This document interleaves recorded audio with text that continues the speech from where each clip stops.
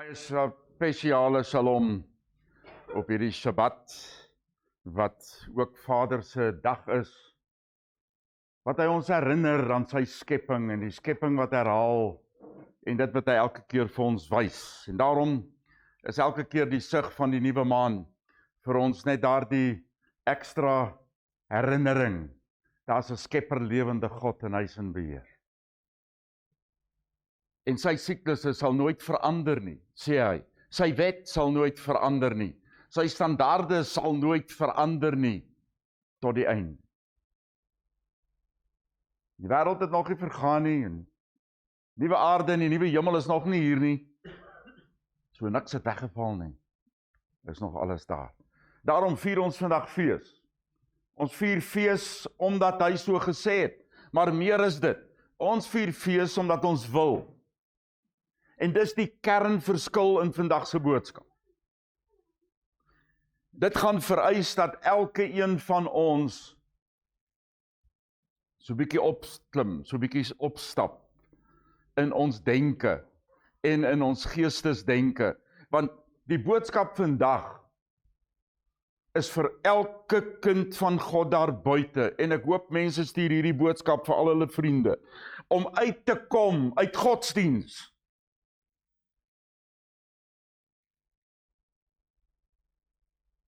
En om werklik te verstaan wat dit beteken, om in 'n lewende verhouding te wees met die Skepper God.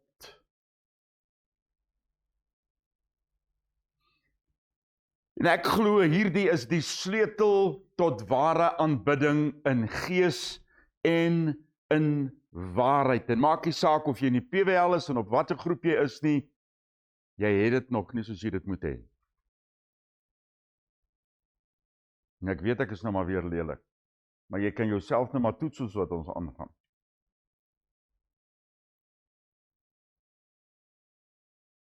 Wat is godsdiens? En ons het so groot geword en so deel geword van, godsdiens is deel van elke mens se lewe. En die godsdiens wat jy aanbehoort, is maar deel van jou opvoeding en jou kultuur en die godsdiens waar binne jy gewoond is. En dit is wat ons vandag wil afbreek.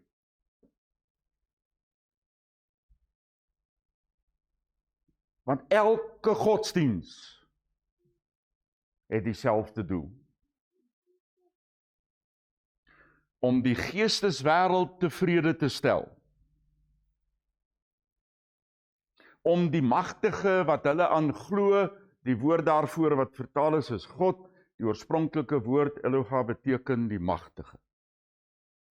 Dis die magtige van daardie godsdiens tevrede te stel en sy guns te wen. En om een te voel met 'n groep waarmee ek saamstem. Dit klink alles wonderlik en dit klink alles goed en klink dit nie maar soos jou kerk. Dit is godsdiens. Dit was en is en sal nooit wees die doel van die woord van God of God se vereistes aan die mens nie. God het dit nog nooit gevra van die mens.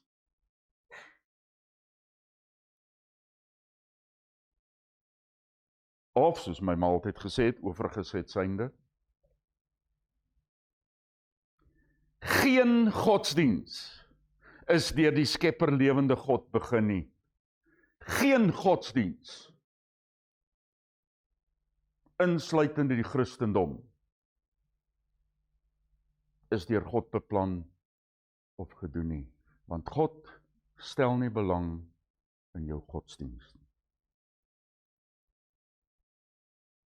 En dis nou verskriklik moeilik om dit vir julle te wys uit die Bybel. Binne 24 uur. Want soos wat ek en soos Vader hierdie gedagte op my begin lê voordat ons weer aangaan met die skrifgedeeltes en begin by Filippense, voordat ons weer aangaan daarmee en Vader hierdie gedagte net gelê het op my, dit wat ons lese was van die gemeentes wat ons in die Ooste begin het, from religion to relationship.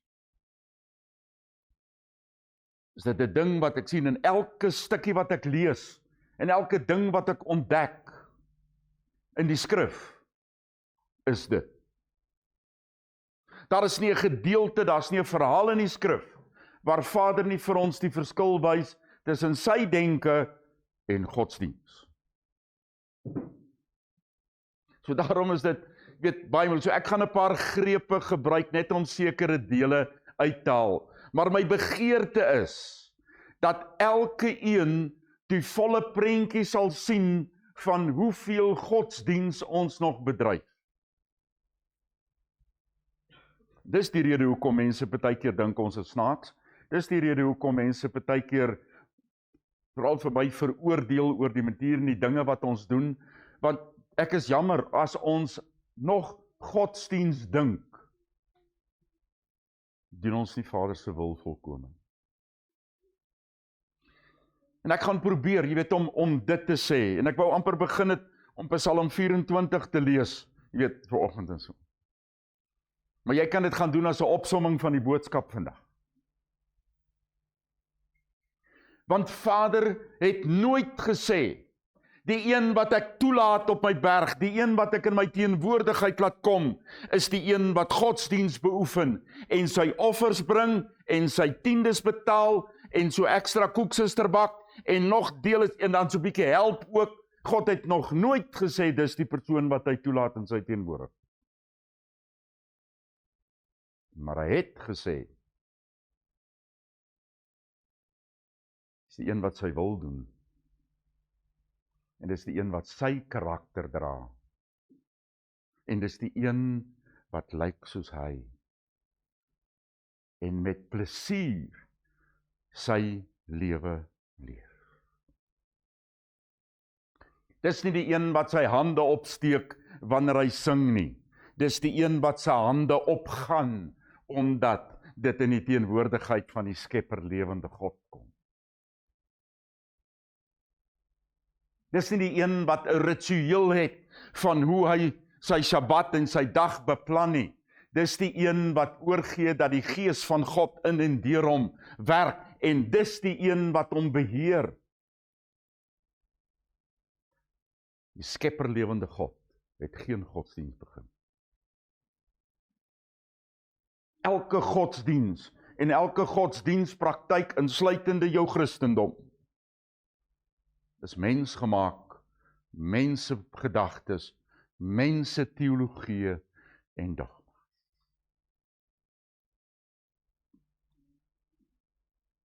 Hy wil graag 'n verhouding met sy volgelinge hê, en hy noem hulle dus sy kinders. Want hy's 'n Vader wat 'n verhouding wil hê met sy kinders. Hy stel belang in hoe naby aan hom jy deur jou verhouding met hom gaan kom.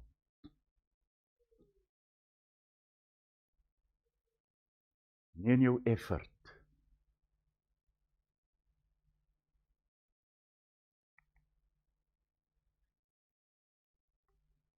Weet, voordat ons begin met dit vele wysheid uit die skrif uit en goed, kom ons vat net die psalms.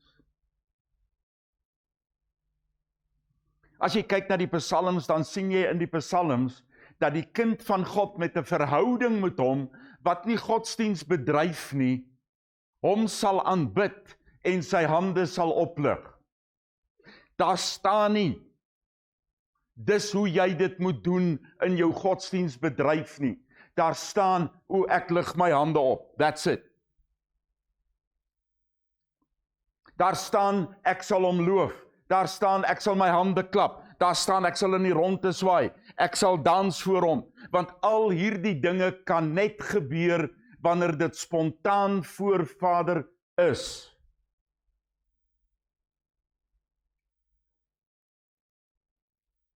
En ons gaan met Sukkot julle leer hoe om dit saam te doen.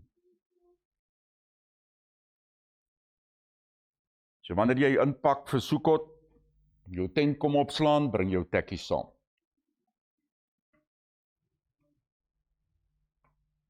Anders is dit geforseer.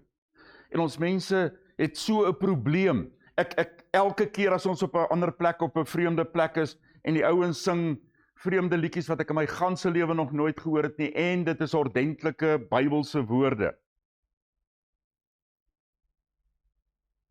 Hoekom het mens geen probleem om saam te sing?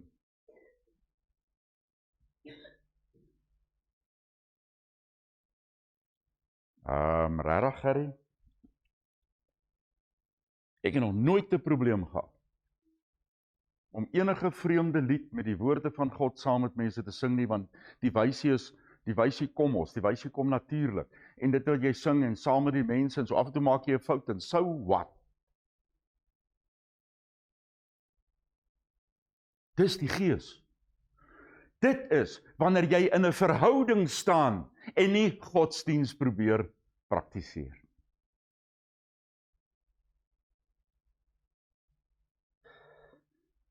Johannan hoofstuk 4, seker die een wat vir my altyd die meeste uitstaan wanneer ons praat oor godsdiens en oor verhouding.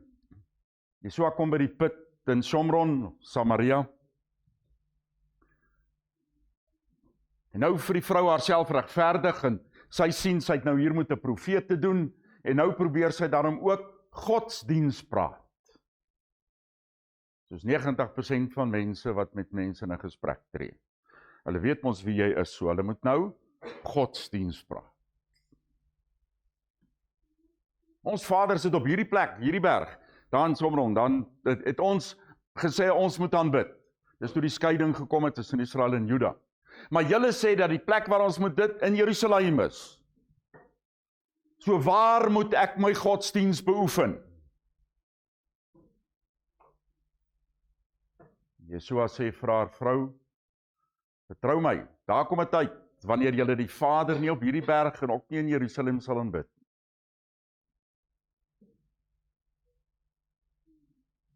Julle aanbid wat julle nie ken nie. Ons aanbid wat ons ken, want hy wat lewe is van die Jode. En skielik kom Jesua en hy sê vir haar iets totaal anders. Dis nie godsdiens nie, dis hy wat lewe is. Daar kom 'n tyd, en dit is nou. Sy taak is afgehandel, Jesua het gekom, en hy die ganse konsep van offers en godsdiens 'n nuwe beeld gegee. 'n Beeld van verhouding. Wanneer die ware aanbidders die Vader in gees en waarheid sal aanbid. Nie in 'n onbeheerste gees wat te kere gaan en rondrol soos honde nie. Ons in die ooste was het ons mense wat soos diere optree se demone uitgedryf.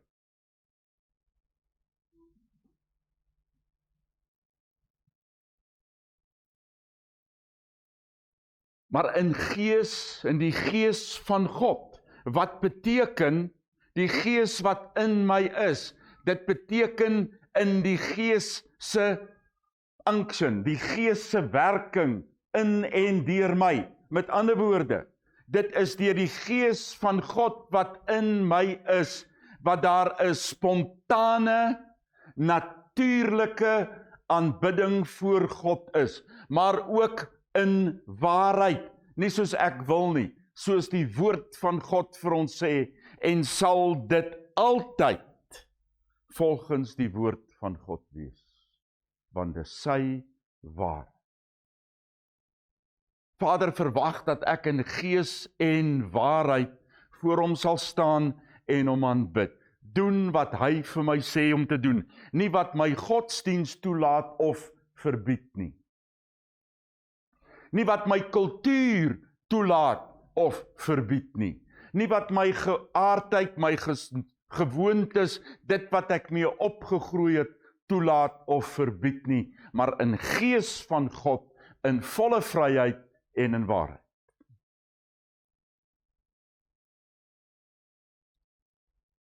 Ons moet begin uitkom uit ons verskonings van tradisie, uit ons verskonings van kultuur, uit ons verskonings, maar dis nie my geaardheid nie. Want as jy 'n kind van God is, wat weergebore is en gedoop is, dan sê Romeine hoofstuk 6 vir my, het jy uitgekom uit jou natuur uit en staan jy in die teenwoordigheid van die Skepper lewende God. Dis iemand wat in verhouding met hom staan en nie in godsdienst.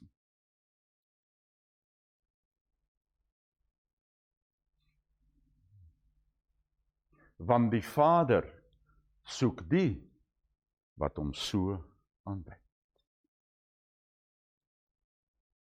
Nie al jou offers, jou opofferings, jou tradisionele gewoontetjies, soos wat hy dikwels vir die volk gesê het en in Jesaja eintlik klem op lê, ek stel nie belang nie, sê hy. Vers 24, God is gees, en dit is toepaslik dat hulle wat hom aanbid, in gees en in waarheid aanbid.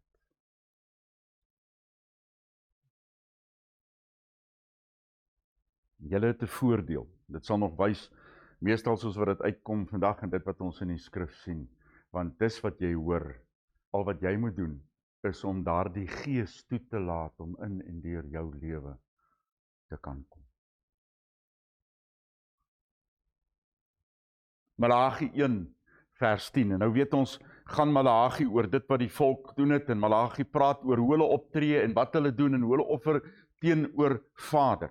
En nou kom Vader, en hy het amper hierdie beeld wat hy oordra en sê, maar kom ons vergelyk dit met julle aardse leiers. Sal julle aan hulle doen wat julle aan my doen? Sal julle teenoor hulle optree wat julle vir my doen? Sal julle vir hulle betaal om hulle guns te wen, dit wat julle vir my doen?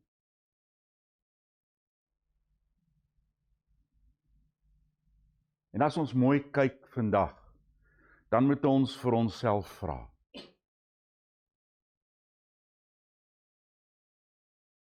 Tree ons op sodat ons die mens tevrede kan stel? Of laat ek toe dat die Gees wat ek doen beheer? Want dan hoef ek hom nie tevrede te stel nie, want dit kom van hom. Jy hoef nooit in jou gedagtes te hê, ek hoop God is tevrede met my, wanneer jy die Gees van God toelaat om deur jou te leef nie, want dan is dit hy wat leef en hy stel homself tevrede.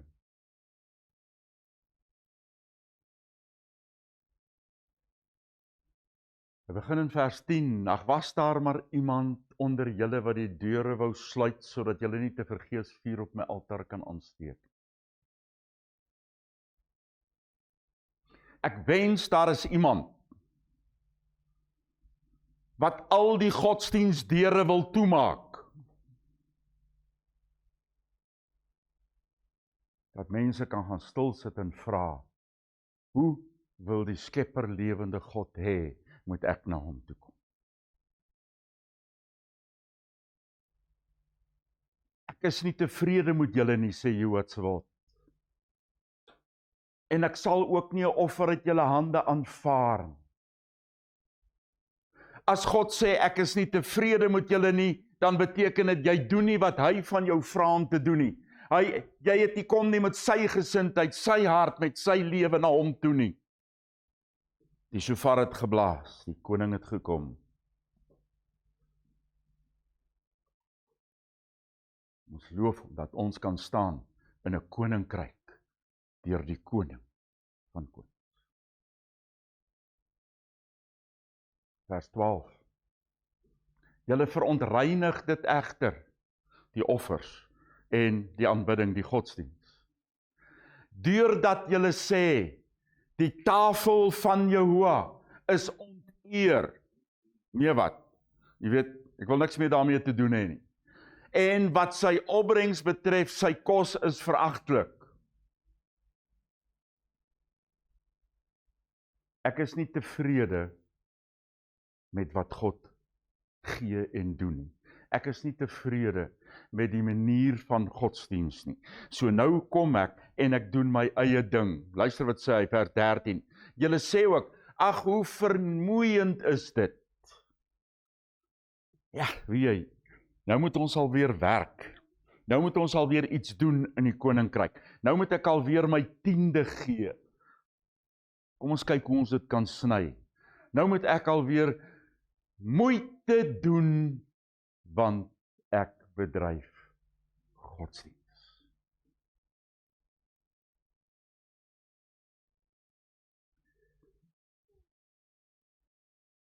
En wanneer ek dan kyk na hierdie skrif, dan wil ek vir julle sê, baie, baie duidelik, as enige iets in jou lewe teenoor Vader en teenoor dit wat jy doen, 'n moeite is, of 'n las is, of te ver is, of te veel kos, of enige probleem het met dit pla my ontsettend, omdat mense altyd probleme het om iets vir God te doen.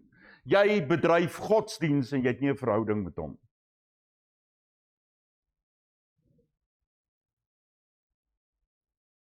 Hoe kan die kind van God enige probleme hê om vir sy Vader wat hom geskep het, wat hom vrygemaak het en wat vir hom verlossing voorsien het, 'n probleem hê om alles, altyd, te alle koste, te alle tye, net te doen uit 'n plesier uit en nie eers daaraan te dink.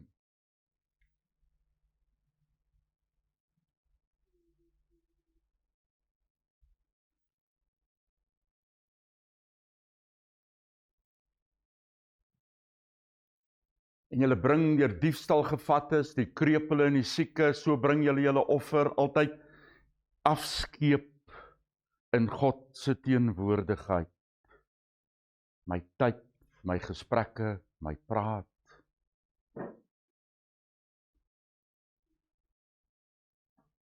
Hoeveel godsdiensgesprekke voer daar tussen kinders van Vader wat kom by mekaar om te sê wat God doen vir my en dit wat ek vir hom doen.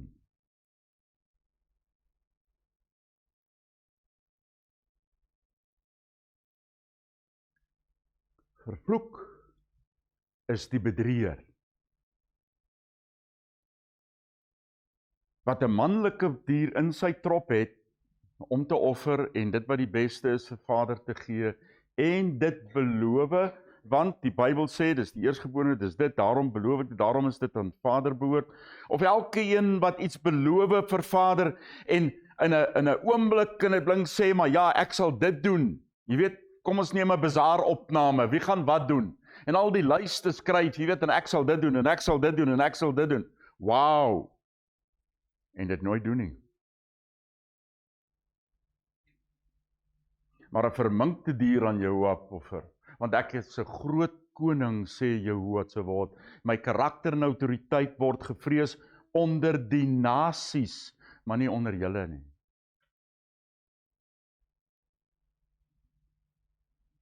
Toe Israel intrek in Kanaan, toe's daai mense in absolute totale vrees vir die God wat hulle uitgebring het en hulle deur die Rooi See gebring het. Gaan lees maar in Rigters, in Josua.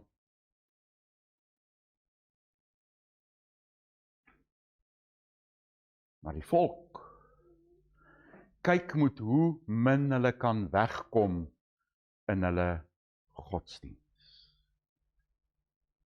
Daar is nie 'n spontane, absoluut, verhouding met die skepper lewende God nie. Soos 'n kind wat sy verhouding met sy vader reg is. En as die pa sê, dan is dit reeds gedoen. Net so die kind van God. Dit wat Vader gesê het in die woord, is nie debatteerbaar nie, so tussen hakies. Jy hou nie 'n konferensie om te besluit of God se woord waar is nie. Jy hou nie 'n konferensie om te kyk hoe jy dit doen wat God sê nie, jy doen dit. Dis om 'n verhouding te hê met die skepper lewende God. Sema, luister, hoor, doen. Luister, hoor, besluit en bespreek en doen is nie in die skrif nie.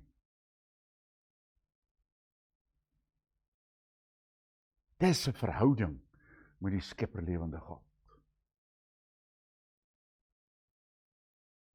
Dis om in totale onafhanklikheid te staan voor hom, wanneer ek hom loof. Nie ek sien almal steek hulle hande op, so. Maar spontaan die Skepper lewende God vanuit jou gees en in waarheid aanbid. Die res is 'n feit. Matteus 4 vers 8, volgende is dit. Weereens neem die teestander hom na die hoëpunt van menslike ambisie en wys hom al die koninkryke van die wêreld. Dis 'n idioom daai deel so tussen hakkies in die skrif. Koninkryke van die wêreld en hulle volle eer, lof en aanbidding. Kyk net wat gee die nasies. Kyk wat bied die nasies aan. Ek bied dit vir jou aan. En hy sê, vir hom al hierdie dinge sal ek aan u gee, as u neerval en my aanbid. Al wat jy hoef te doen, is wys 'n simbool van godsdienst. Toe sê Jesua vir hom, gaan weg jou teestander, want daar is geskrywe, aanbid Jehoa, jou God, en dien hom alleen. Ek wil hier met baie mooi luister na daardie woorde. Niks en niemand anders. Jy skep nie vir jouself 'n God wat jy aanbid. Hy is die enigste lewende Skepper God wat aanbid moet word. Markus 15 vers 19. Hulle het hom met 'n riet op die kop geslaan, om hom gespoeg en op hulle knieë geval en hom aanbid. Te midde van dit, te midde van die leuen, te midde van hierdie die spot en die vervolging, maak hulle of hulle hom aanbid.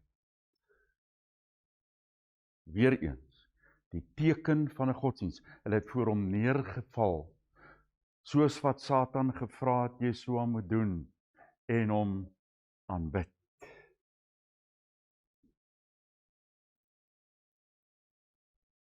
Godsdienst. Handelinge 7 vers 44. In die tent van die getuienis, wat onder ons vaders was in die ding, so dis Stefanus se getuienis, praat hy met hierdie ouens en hy vertel vir hulle.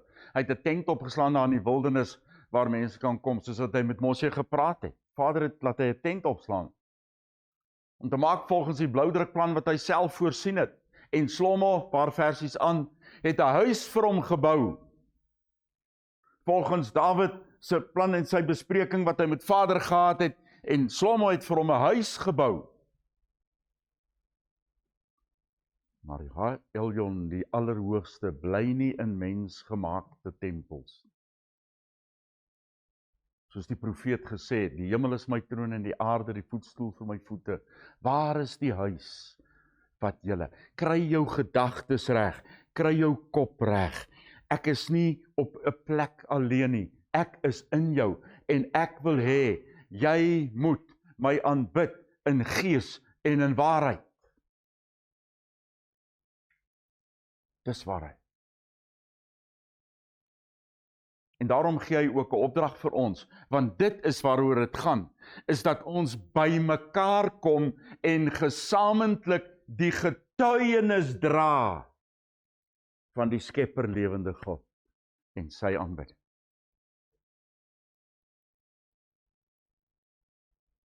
Julle hardnekkige onbesnedenis van verstand wil in emosie. Sê weer, as jy nie by Romeine 6 uitgekom het nie, en as daardie ou natuur en kultuur en gewoontes van jou nie uitgesny en weggesny is deur die wedergeboorte van die Gees nie, en jy opgestaan het uit daai wat in die teenwoordigheid van die Skepper lewende God nie, bedryf jy godsdienst. Skepper en lewende verhouding voor Vader is spontaan en natuurlik. Soos julle vaders gedoen het, so doen julle ook. Wat een van die profete is nie deur julle vaders vervolg nie. Kyk maar na Jeremia se storie.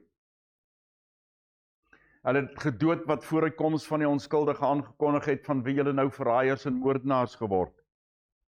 Al wat hulle gedoen het, is om die gesalfde een se boodskap te dra. Julle wat die wet deur die bemiddeling van boodskappers ontvang het, en dit tog nie gehoorsaam het. Wat die standaarde van God by hulle wat hy aangestel het gehoor het, maar dit beteken niks nie. Want dit pas nie in jou godsdienstwêreld in. Ons is vry van die wet. Dit pas nie in jou godsdienstwêreld nie. Dit is Ou Testament. Dit pas nie in jou godsdienstwêreld in nie. Ek is vry, ek kan doen wat ek wil. Die aanbidding tot die skepperlewende God is in waarheid wat sy volle standaard en boodskap insluit, deur die Gees wat nooit daarvan sal verskil.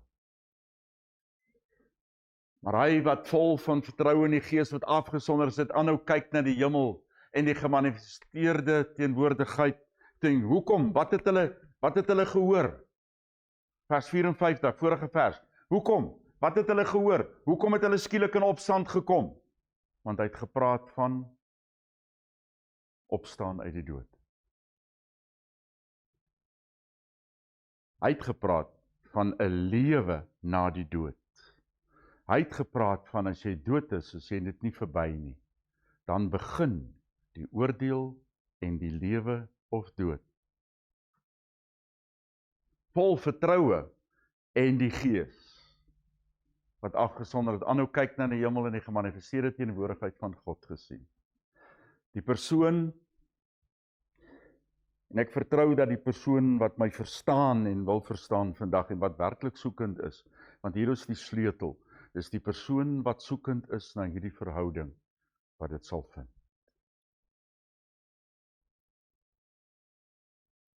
Hy sal nie die klippe sien wat op hom toereën nie.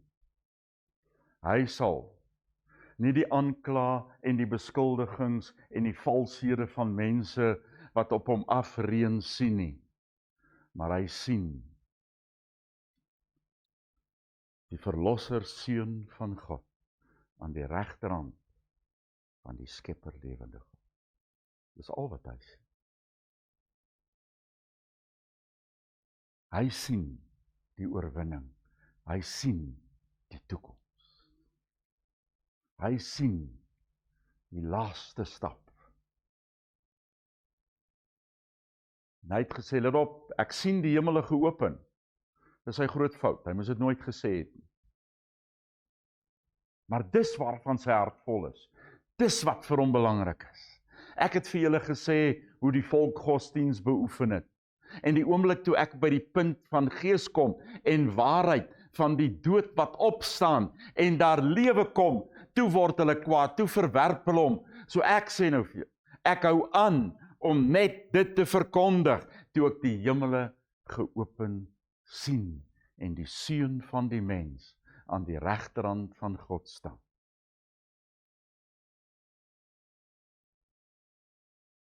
Hy het die godsdienst van die volk eenkant geskuif en vir hulle vertel van die verhouding wat daar bestaan.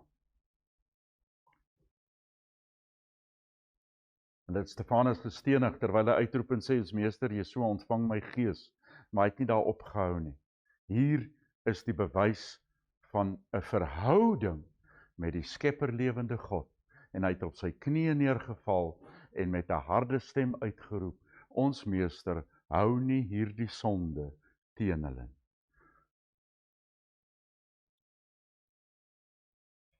Dit kan net kom as jy 'n verhouding het met die skepper lewende God.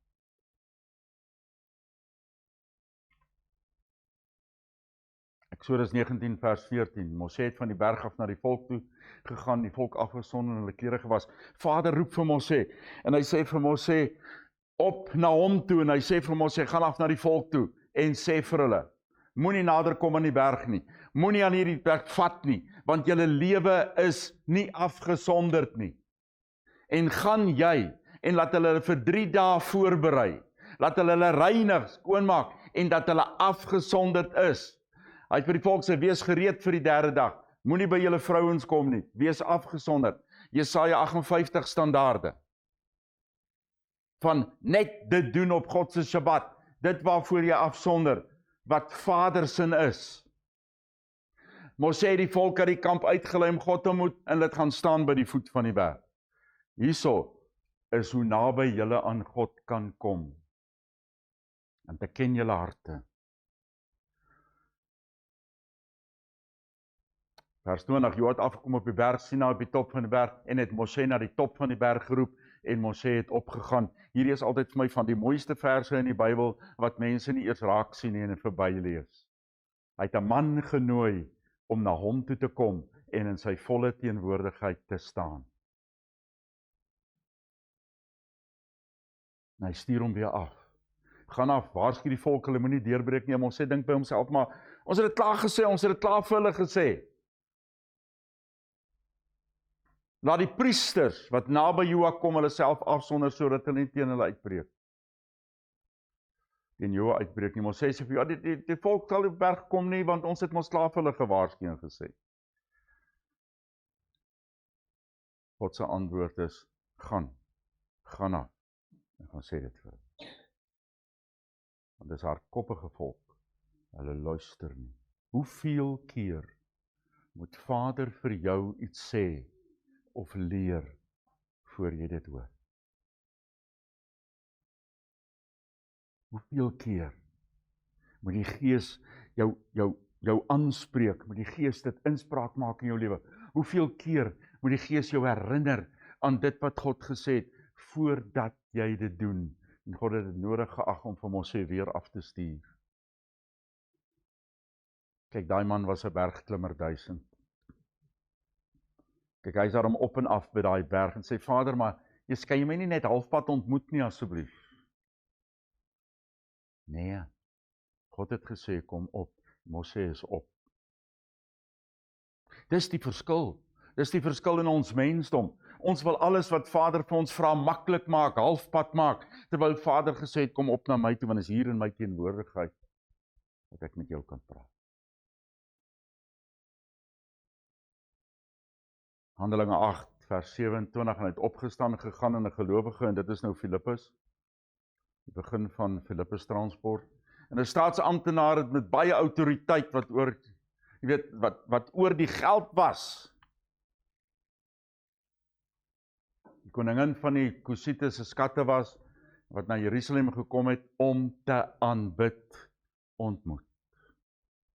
Hierdie man ken die Skepper lewende God, en hy kan nie 'n posisie soos daardie in die Kusitiese hof gehad het, as hy nie 'n Kusit was. En hy was op pad terug, en het hy waar gesit, en die profeet Jesaja gelees.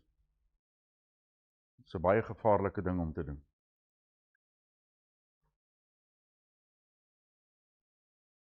En sê die Gees vir Filippus, gaan na die waad toe en bly by hom.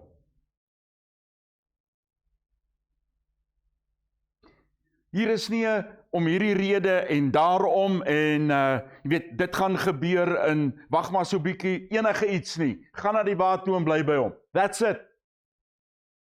Dis 'n verhouding met die Skepper lewende God, te hoor wat hy sê en dit dadelik te doen.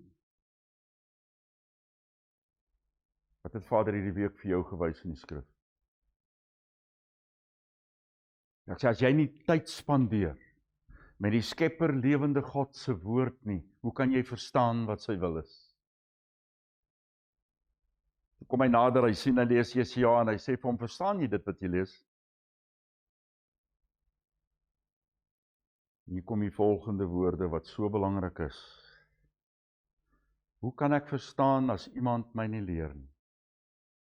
En hy nooi Filippus om op te klim. Dis hoekom Vader daardie man al daai pad gestuur het na daardie vreemdeling, sodat hy vir hom die waarheid kan deel. As Vader jou stuur, ek het baie dit al ervaar in ons lewe, maar vir jou persoonlik, As Vader vir jou 'n opdrag gee, maak nie saak hoe klein, hoe groot, hoe ver, wat is jou eerste gedagte?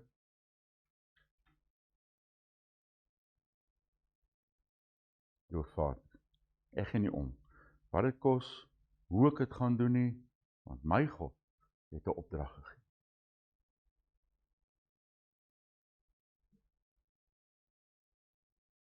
Handelinge hoofstuk 17. Saul het opgestaan op die rots van Ares, dis nou daai Areopagus uit die Grieks uit, wat julle in die ou Bybel, en gesê, manne van Athene,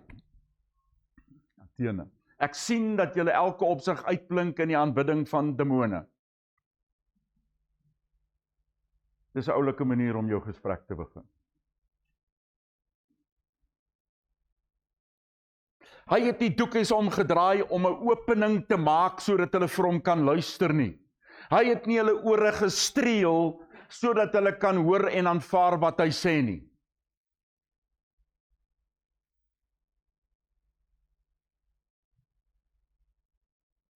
Dis hoekom hulle dit anders vertaal het ook, want dit klink bietjie erg. Dis wat daar staan. Hy het gesien, dit wat hulle aanbid, is niks anders as vals gode nie, en op ander plekke sê hy baie duidelik, dis demone. Terwyl ek geloop het in die plekke wat julle so aanbidding, en al hierdie beelde, en al hierdie goed wat julle sien, sien ek daar staan 'n altaar, wat sê, aan die onbekende God. Wat 'n opening. Dit is daai onbekende God wat ek vir julle wil bring. Dis ek wil julle bekendstel aan daardie onbekende God. Hy het nie gesê, wow, hierdie klomp afgode wat julle aanbid, nee wat, ek het vir julle niks te sê nie, julle sal nooit luister nie. Hy het 'n opening gekry, en uit die skepper lewende God se boodskap gebring. Tydig en ontydig. Te alle tye. Die opening gebruik, en hy het vir hulle gesê, hom wat julle aanbid en nie ken nie, dis hom wat ek aan julle wil verkom. Julle aanbid demone. Ek wil vir julle bring, hoe om die skepper lewende God te aanbid. Dit wat Israel veronderstel was, om vir die nasies te leer. Die rede waarom Vader 'n verbond met Abraham het, sodat die nasies die waarheid kan ken en geseën word deur hulle. Die God wat die heelal gemaak het en alles wat daarin is, hy is meester van die hemel en van die aarde. Hy woon nie in tempels wat met hande gemaak is nie. Hy het nie hierdie dienste en afgodsoffers en hierdie dinge van julle nodig nie. Hy het nie godsdiens nodig nie. Ook word hy nie deur mense hande gedien en het hy niks nodig nie. Wanneer gaan ons mense dit begin verstaan? God het nie jou offers nodig nie. Hy het jou gesindheid nodig. Hy het jou aanbidding in gees en in waarheid. Hy het jou oorgawe nodig. Hy het jou absolute beskikbaarheid om deel te hê aan die waarheid van die koninkryk nodig. Nie soos jy wil wanneer jy wil nie. Hy het niks van jou nodig. Hy wil hê, jy moet met hom 'n verhouding hê. Dis hoekom hy jou gemaak. En hy het uit een bloed die hele mensdom op die aarde gemaak.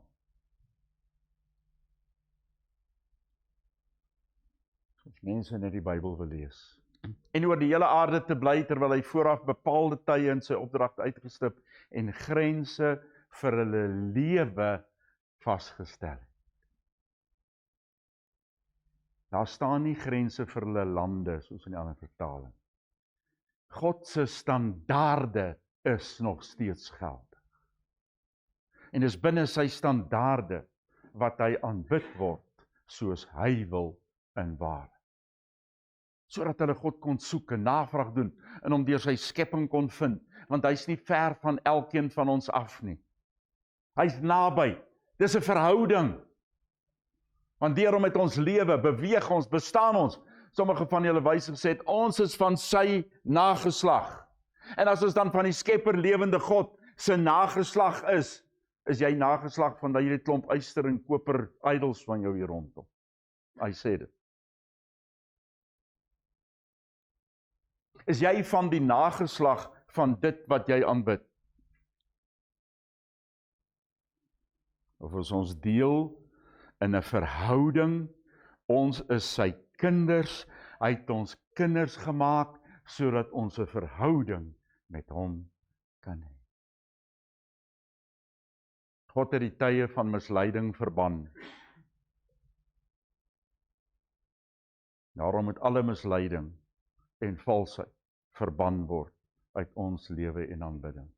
Nou en alle mense dat elkeen op elke plek moet erken en bely en wegdraai van sonde na God toe. That's it, dis al wat jy hoef te doen. Jy moet erken en bely, wegdraai van sonde en in die teenwoordigheid van die skepper lewende God staan en jou lewe sal in verhouding met hom wees, heel anders te wees. Want in 'n verhouding met hom as kind, het ek die erfdeel as kind, het ek die voordele as kind, waar die Vader sy kind beskerm, voorsien. Omdat hy 'n dag bepaal het waarop hy die wêreld in onpartydige opregtheid sal oordeel deur die man wat hy aangestel het, Jesua. Soos ek sê, as mense net die skriwe lees.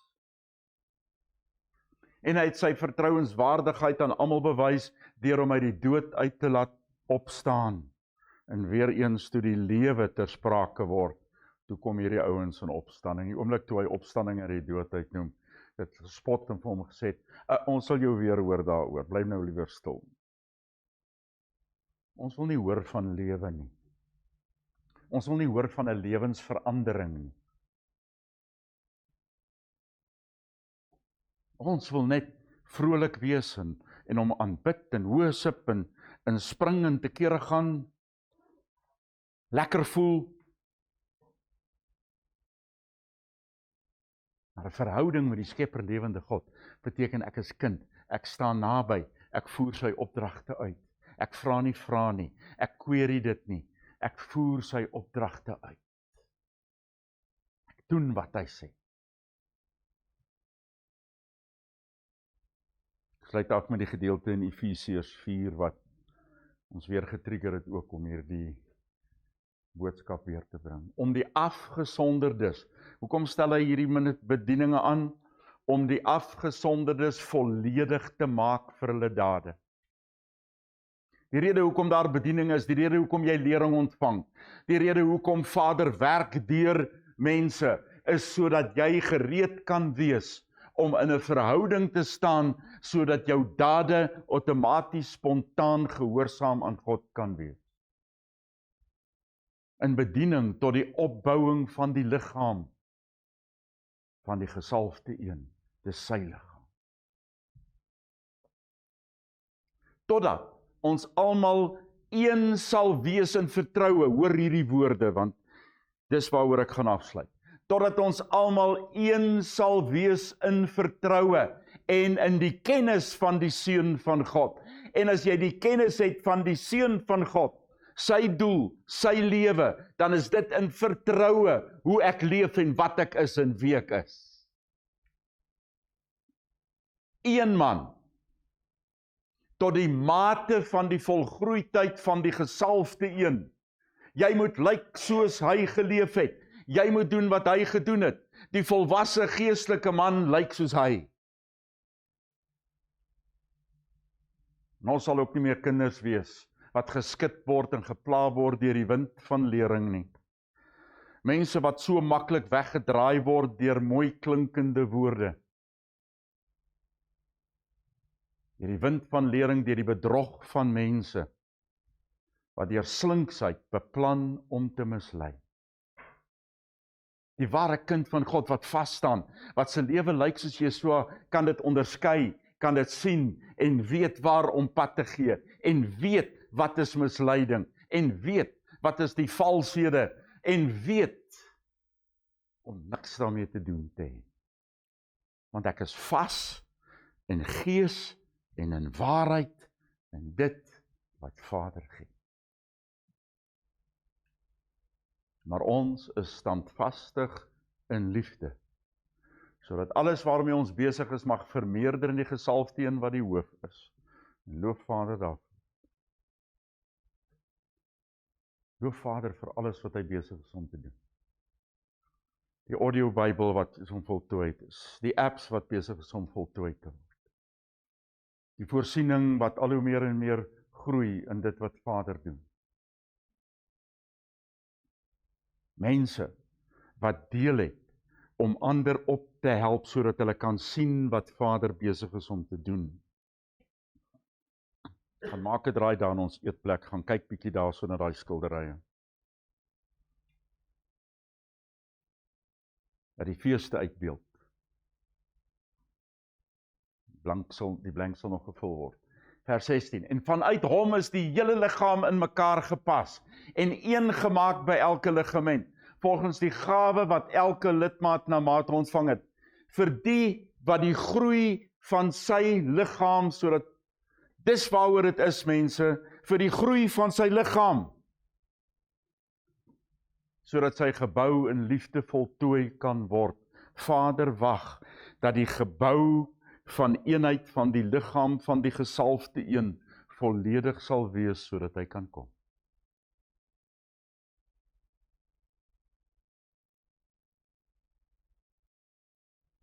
Nie die godsdienst nie. Om volwasse te wees in die geloof, soos Jesua.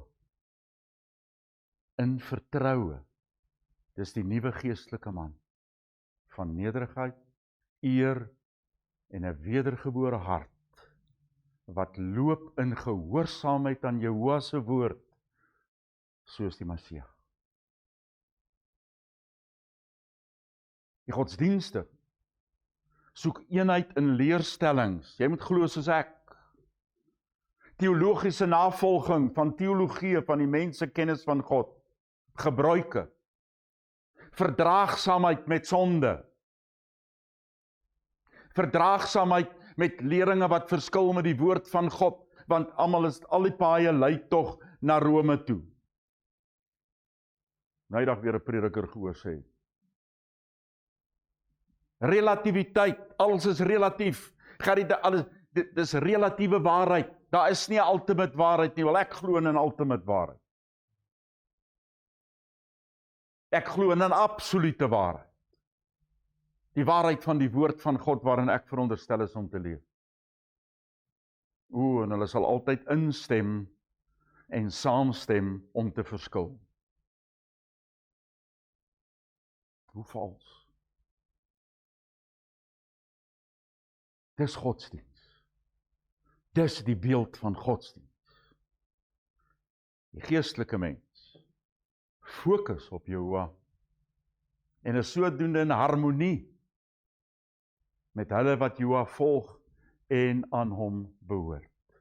Want as elke een in die gees fokus op Jehovah se lewe, onpartydige opregtheid, in dit wat jy so geleef het, en sodra elke een tog daarop konsentreer, en elkeen sy lewe rig tot sy lewe, dan lyk ons mos dieselfde. Dan is daar eenheid, en dis die enigste eenheid wat kan bestaan, is eenheid met hom. En as elke een is met hom, dan is daar 'n eenheid met mekaar. Dis nie wat jy doen nie, dis wie jy ken. Dis nie hoe jy dit doen nie, dis wat hy gesê het. So kan ek vir jou noem, Dawid teenoor Saul, Abraham, Mose, Josua. Elke iemand wat besluit het om anders op te tree, gehoorsaam te wees aan die skepperlewende God, en 'n lewe aanvaarbaar vir Jehovah te hê. Nie omdat hulle gedoen het om hom tevrede te stel nie, maar omdat hulle gedoen het wat hy sê. Miriam, om aan die voete van Jesua te sit en te luister en te hoor wanneer hy sê, in plaas van Martha, wat al die arbeid gedoen het vir hom, en Jesua het nie gesê dis verkeerd nie. Sê, maar Miriam het die beter pad gekies, om daar te wees, en te hoor wat hy sê. Wat van jou? Gaan toets. na aanleiding van dit wat Vader vir ons sê, en sommer enige stuk in die skrif wat jy kan gaan vat, gaan toets, of jy godsdienst bedryf, of in 'n verhouding staan, met die Skepper, lewende God. Lees dan Psalm 24. Kom ons bid saam. Vader, Skepper, lewende God.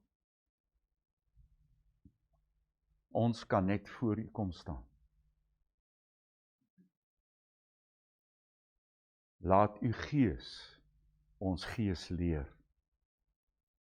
Laat U Gees ons nuut maak in ons denke, in ons optrede. Vader, gee dat hierdie woord nooit sal verlore gaan. Maak ons spontane, vrymoedig, gehoorsaam kinders van God. Die gewilligheid in ons om in gees en in waarheid U te dien. Ons loof U in die naam van Jezus.